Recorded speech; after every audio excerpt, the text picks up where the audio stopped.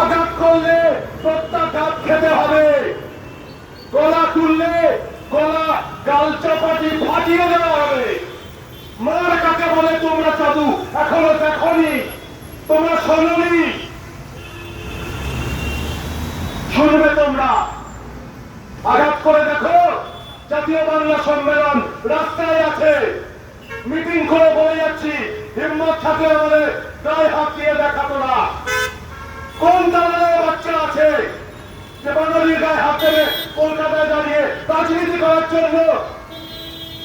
কোন চাকর আছে বাঙালি ঘোষঘোষ গুহমিত্র যারা আরএসএস একটা দালালদের পা চাচ্ছে? তাদের শুধু ধিক্কার দিচ্ছি।